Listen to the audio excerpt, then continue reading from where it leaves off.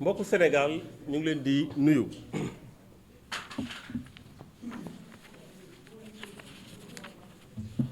19 avril 2018 la ñu jëloon décision fii ci Sénégal nguur gi nekk fi daal di voté parrainage 19 avril boobu moment biñ koy voté bokk naa ci ñoo xamante ne ñu ngi nekkoon ci grille commissariat central bu Dakar parce que dañoo manifester ne bëgguñu parrainage baaxul ci démocratie Sénégal. 28 avril bi passé bu 2021 cour de la CEDEAO jox ñu dëgg ginnaaw ba élection 2019 yi jàllee nga xamante ne dañoo def parrainage ci élection présidentielle yooyu. cour de la CEDEAO ci arrêt bu mu génnee boo xamante ne mu ngi ko génne le 28 avril 2021 nee na parrainage baaxul. nee na parrainage lépp loo xamante ne jëm na ci wote ak nëbb li nga war a wote parce que yow la concerné daf koy dàq daf koy salfaañe. nee na parrainage dafa doon loo xamante ne dafay tere ñi bëgg a nekk candidat ñu nekk candidat te loolu bokkul ci démocratie.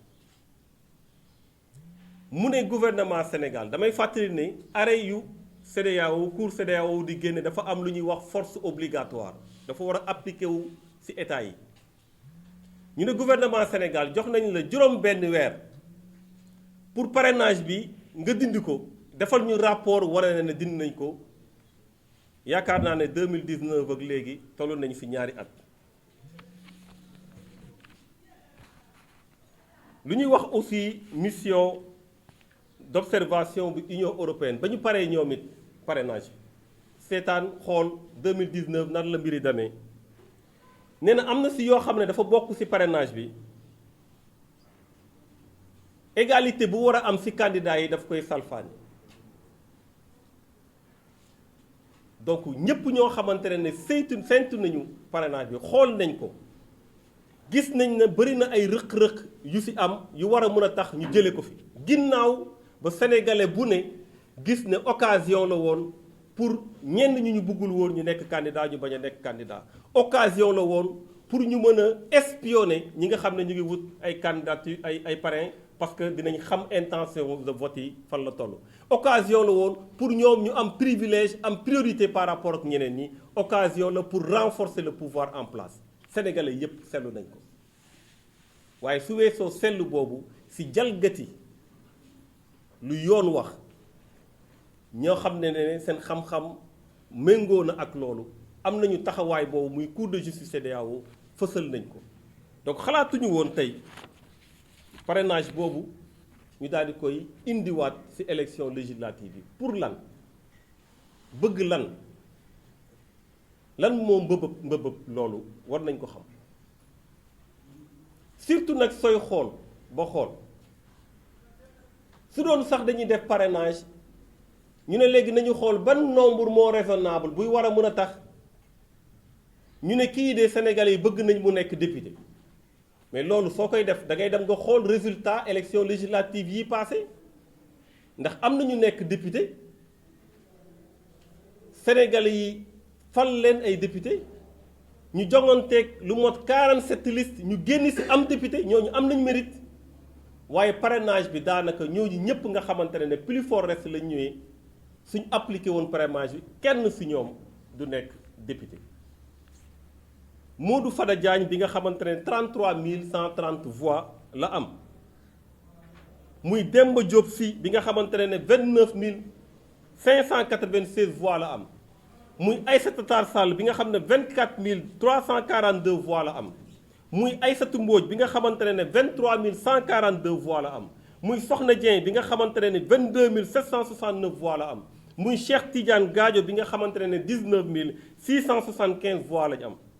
muy Ibrahima Abou Guèye bi nga xamante ne 19 211 voix la am muy Théodore Chérif Monté bi nga xamante ne 18 268 voix la am même ñeneen ñu am plus fort reste nga xam ne minimum bi pour nga am parrainage romb nañ ko as tuut ñooñu suñu leen yóbbuwoon parrainage dinañ am jafe parce que intention de vote maanaam ki lay bëgg a votel nekk këram di xaar élection mu dem votel la kooku mënoo fexe ba mën koo dem fekk ji ñoom ñëpp fu ñu nekk pour ñu parrainer la mënul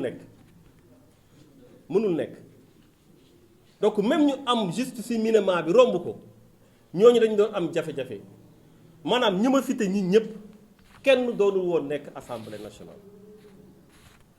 waaw dañu bëgg a xam nag lan moo waral ñu ne Sénégal nit warul am ambition ne damay def politique ñu ne ko lii lu jaadu la nga war a mën a doon député suba nga mën a liggéey mën a doon leneen loolu suñ ko commencé di ko nangul sénégalais bi loolu mooy nañu bàyyi nit ñi ñu nekk ci seeni diilu bopp ci seeni regroupement ku ne di raayal sa bopp pour que ñoom ñu mën a rek am lu ñu am daal di partager seen biir loolu mooy ngay créer ay dynamique de clan te dynamique de clan moo tardé Sénégal dynamique de clan moo tax assemblée nationale doxul parce que bëri na député yoo xam ne ñu ngi ci majorité bi d'accord ñu ci yenn yi mais ci clan la ñu nekk moo tax mënuñu ko def dynamique boobu foofu la ñu bëgg a yóbbu loolu jaaduwul te loolu jàpp nañ ne finalement tayeef la rek def li ma neex la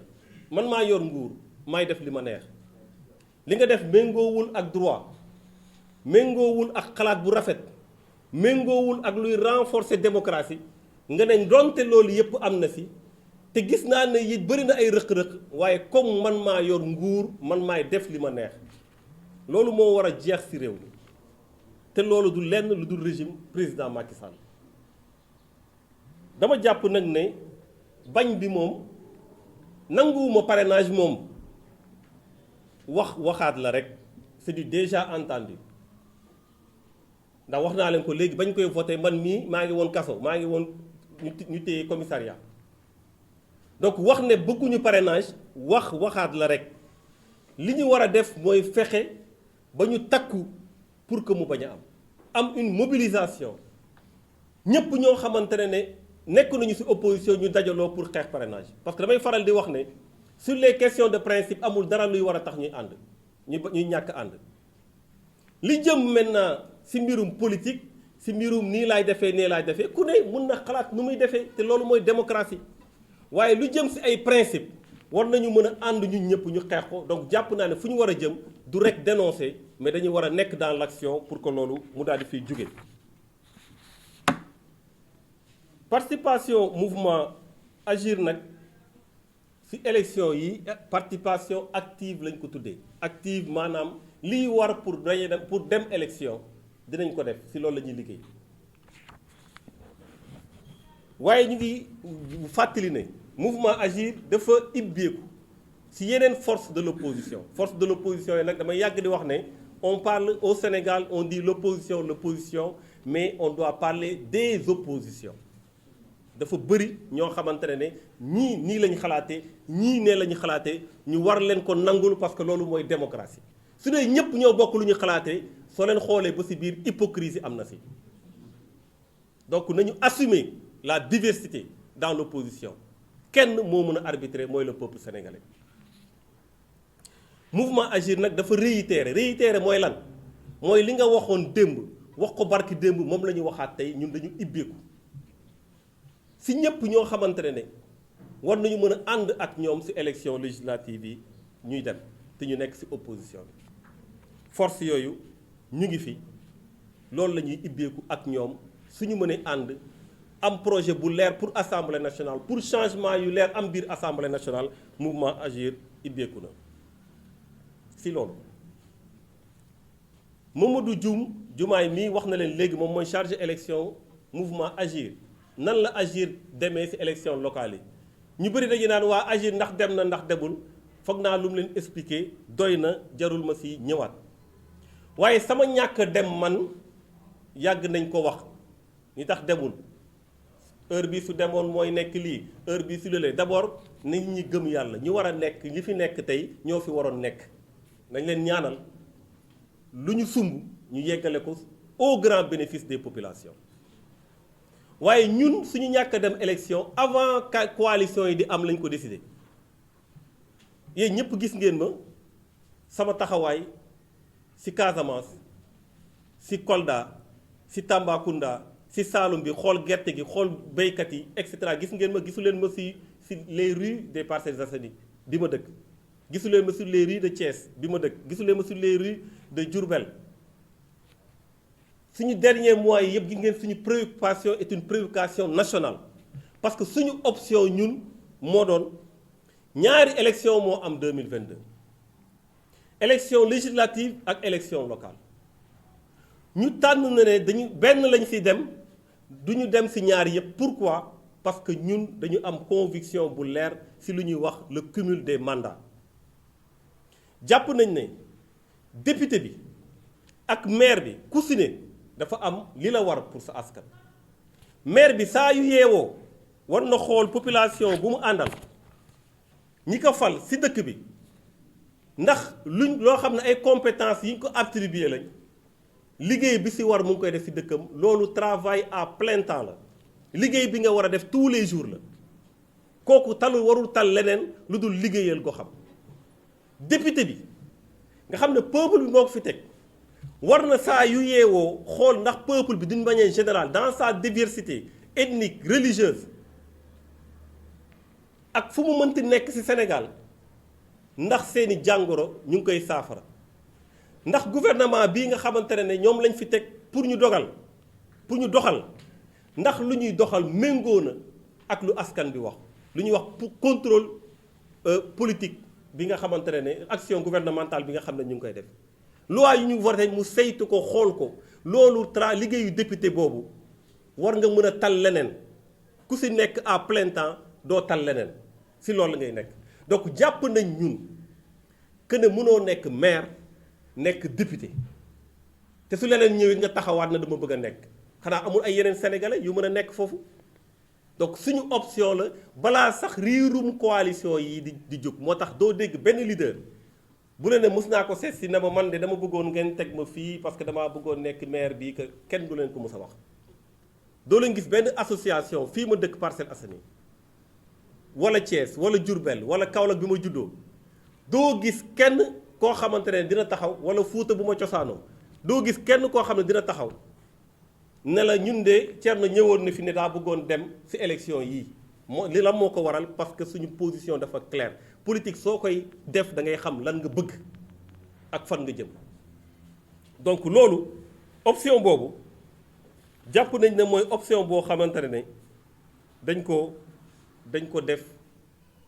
avant ñuy wax mbirum coalition ci Sénégal avant coalition yii yëpp di am lañ am option boobu donc su ma bokkoon ci benn coalition sax ngeen ma ciy dégg du ma ci nekk candidat pour benn mairie parce que sama option lii la dama jàpp nag ne ni tax ma tànn ko mooy nekk maire baax na parce que pouvoir local la am na ay gestion lu ñuy wax gestion de proximité ngay xëy di dajeek say nit xool ay jafe-jafe loolu dàquñu ko suñ ko waree nekk dañ koy nekk parce que bokkul suñ ne dañ koy dàq waaye jàpp nañ ne ba année boobu tombé ñaari élection yooyu am ni tax ñu tànn élection législative parce que jàpp nañ ne assemblée nationale bii dafa feebar suñu gëm-gëm mooy assemblée nationale bii rôle bu mu war a jouer pour askan bi rôle boobu joué wu ko parce que su ko joué woon am na coow yu bëri yi fi am boobu ba léegi coow yooyu doo leen ko dégg dem nañu ba problème su amee kenn compteetul si assemblée nationale kenn compteetul si yéen si assemblée nationale te pourtant assemblée nationale c'est une institution de la république pourtant assemblée nationale pouvoir la si biir pouvoir yi assemblée nationale jox nañ ko ay jumtukaay près de 16 milliards seeni koppar mu ngi fay dugg assemblée nationale am na taxawaay bu mat sëkk ay prérogatives dans la constitution député bi dafa am ay prérogatives dans la constitution liggéey bu ñu war a def foofu pour suqal suñu réew taxawu suñu réew liggéey boobu amu fa. moo tax jàpp nañ ne comme ñun dañu fa jaaroon def fa loo xam ne jàpp nañ ne kenn du ne defuñu fa dara si diggante ba suñu expérience yokk si lu bëri jàpp nañ ne suñu taxawaay foofu la war a doon pour xeexal askan bi pour taxawu askan bi. moo tax changement yu am solo war nañ ko fa def débat yu am solo war nañ ko fa teg yu romb contrôle de l'action gouvernementale, évaluation des politiques publiques, parce que tey même politique publique yi ñuy def yu état bi di def assemblée nationale daf ko war a évaluer. ban jour ngeen mës a dégg ñu ne député yi évaluer nañ bii politique publique jëm ci gouvernement bi te pourtant seen mission la bokk. vote loi rek moo fa am daanaka te vote loi yi moom lu coow lu bëri suñ ne wote moo des lu président bëgg moom moo fay am. loolu ñëpp teg nañ seen bët du lu ma inventé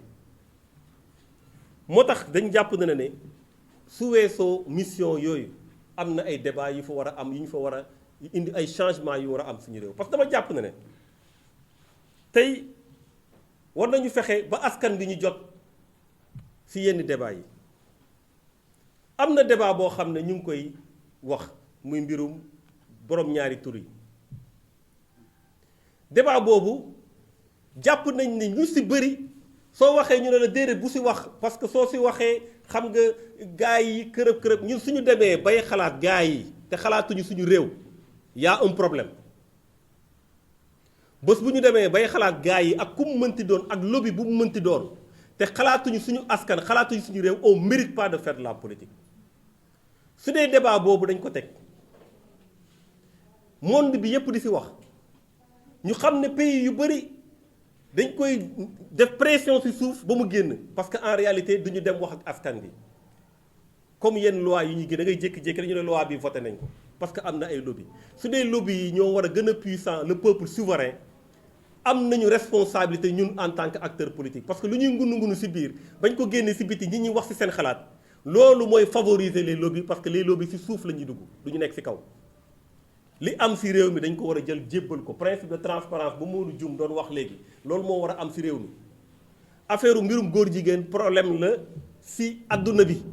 ndax dañ ko war a noppi dañ ko war a nguni dañu war a bàyyi ñiy xeex ñee kërëb dinañ ko wax duñ ko wax dañ ko war a wax parce que nous sommes un pays souverain. Charte des Nations Unies dafa permettre peuple bu ne mu autodéterminer wu ñun nii la ñu bëgg a defee suñu loi moo tax ñu jàpp nañ ne. pour ne pas permettre ñuy contourner ay députés yoo xam ne dañu leen a fal ñu ne leen loi bi indi leen ko ngeen waxtaanee ko ñu ne déedéet duñ ko sax indi parce que loolu c'est une violation flagrante de la loi. proposition de loi su ko nit defee lenn moo mën a tax ba ñaar moo mën a tax ñu bañ ko yóbbul député yi benn bi moo mu am ay dépenses yi nga xamante ne koppar la maanaam dañoo war a tabax lii wala dañu war a def lii. dañu war a léegi fu ne ñu def fa ay hôpitaux par exemple région yëpp dañu si war a def ay hôpitaux exemple laay joxe dinañ la yow waa léegi xaalis boobu fan lay jugee ce qu'on appelle les recettes compensatrices fan lay jugee nga ne fii su jugeewul foofu suñ ko xoolee ñu ne kii de proposition bi taaru na loolu waaye nag duñ ko yóbbu mu ñuy sonal parce que waxuñu sax fan la jugee wala mu doon loo xam ne da nga koy wàññi nañu wàññi lii buñ ko kii da nga wax tamit nan lañ koy defee wala si biir procédure bi. gouvernement daal di gis ne lii ce n'est pas du domaine de la loi maanaam wala mu nekk du domaine du règlement su nekkee du domaine du règlement warul jàll au niveau de la loi à l'Assemblée parce que assemblée loi lay voter règlement c'est du domaine du gouvernement loolu mooy tax ñu mën a téye proposition de loi bi mais sinon bépp proposition de loi bu laalewul loolu dañu war a yóbbu proposition de loi bi commission suñ paree commission yóbbu ko plénière mën nañ nag téye ko commission bañ ko voté mën nañ ko bañ a voté mën nañ ko amendé waaye député yi ñoo war a décider waaye comme jàpp nañ ne léegi question yu mel noonu lobby yi fu ñuy travailler mooy sa fu ñu ko déposé fexe ba mu jàll non ba mu jàll léegi dañ ne mbir mi dañ jël jébbal ko peuple bi parce que war nañu def dans suñu pays référendum yoo xam ne dafay xool nan lañu ban façon lañ bëggee suñu réew mel ñun pas ni ñu toppee woon tubaab bi boobu ba léegi parce que on a fait du mimétisme juridique tey suñu code pénal bii suñu code de procédure pénale suñu constitution article yu si bëri da ngay dem référé wu si article français yi da nga koy gisaat c'est la même chose loolu la ñuy wax mimétisme juridique dañoo jël recopier teg jot nañu xool nan la ñuy def pour lu méngoo ak ñun lu ñuy doxalee donc loi boobu jàpp nañ ne dañ ko war a jëmale si mbirum homosexualité yi ñu wax peuple bi ñu jël si décision parce que mbir mi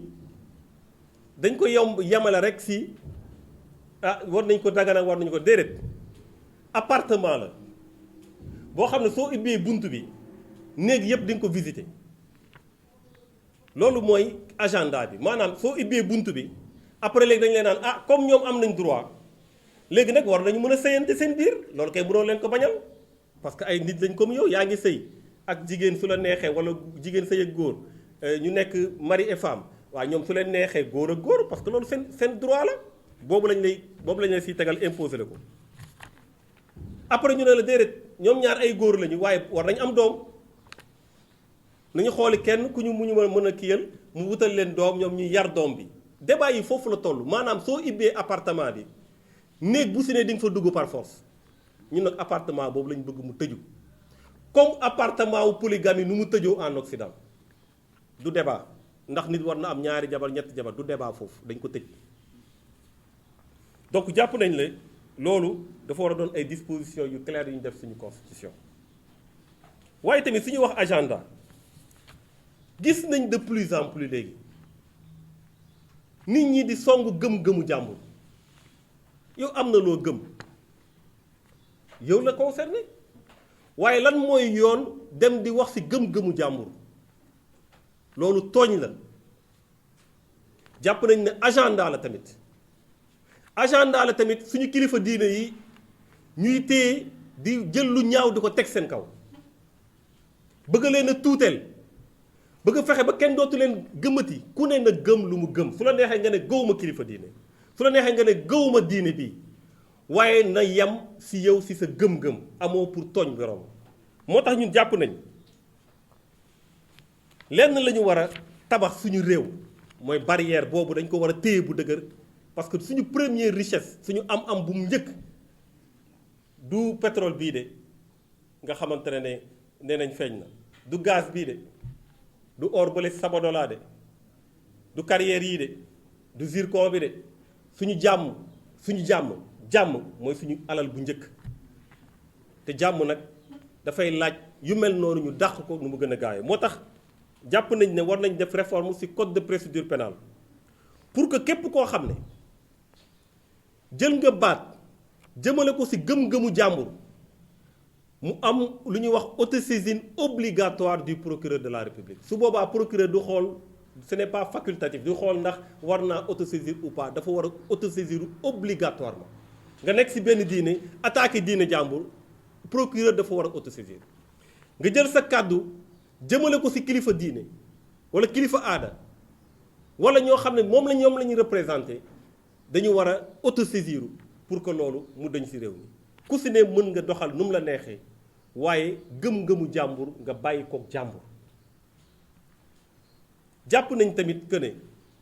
réew mi de plus en plus ñu ngi seetaan lu bari xale yi maltraitance su xale yi nañ ci wax ci anam bu ne ci fànn bu ne ci kër yi ci mbedd mi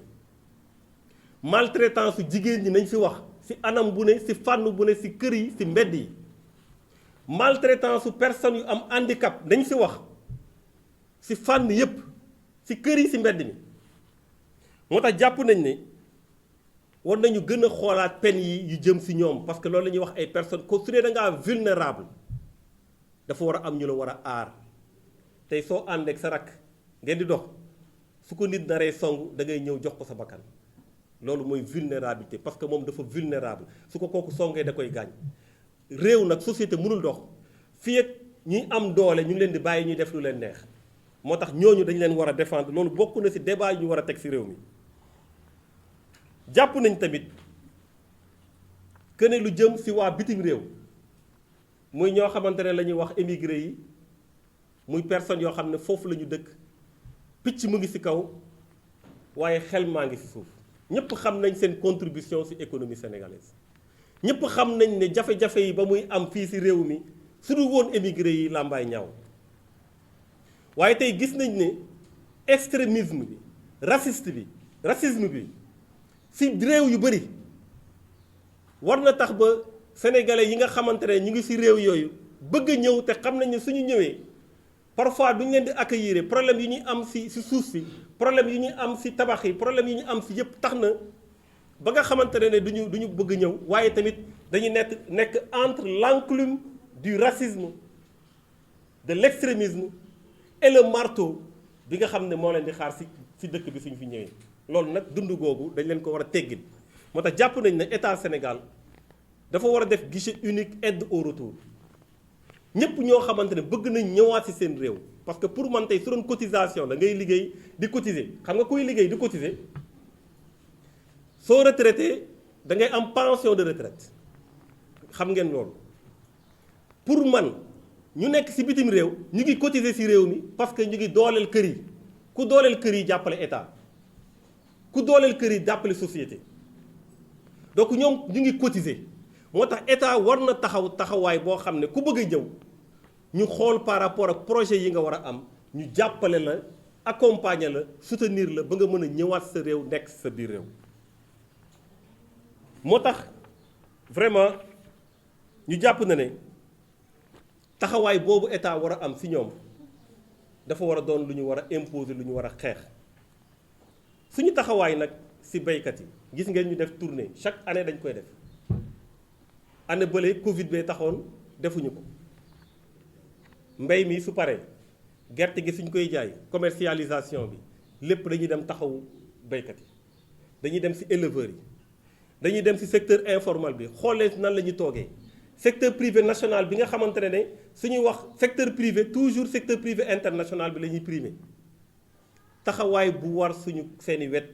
dinañ ko gën a accentuer moo tax ñun suñu priorité mooy Sénégalu jàmm Sénégalu sécurité Sénégal bi nga xam ne intérêt sénégalais yi peuple bi moom mooy féetewu kaw intérêt keneen soog a ñëw intérêt ku nekk bitim réew ngay président ngay lobby ngay kum mënti doon intérêt ku nekk ci biir réew mi ngay kum mënti doon sa intérêt su taxawee day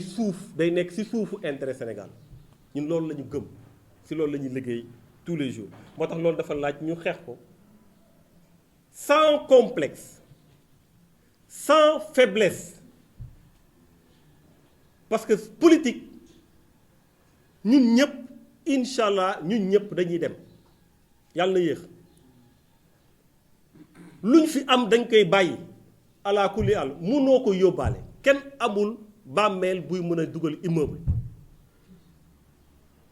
lenn rek moo ñu war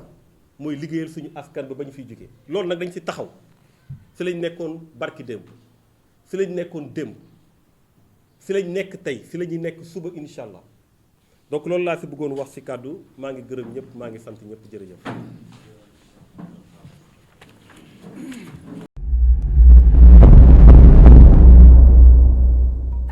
cheetetetet mais yow sawaay yow fu ñu la fekk yaa ngi ci kanamu ordinateur bi wala sa kanamu tablette ba sa téléphone portable lu xew mais damay lire ay information waaw xoolal boo bëgg am ay information yu leer nañ et en temps réel duggal ci www.senegal7.com ay information yu wóor man de maa ngi application Sénégal 7 lépp lu xew dama koy jot ci sama téléphone ci tàng bi te nag application Sénégal 7 am ko yomb na da ngay dugg ci Play Store wala Apple Store nga télécharger ko rek xam li xew ci réew mi ak la xew ci bitim réew te nag dara du la ci umpu. Vous voulez des informations en temps réel? Cliquez sur www.senegal7.com. Sénégal 7, le roi de l'information en temps réel.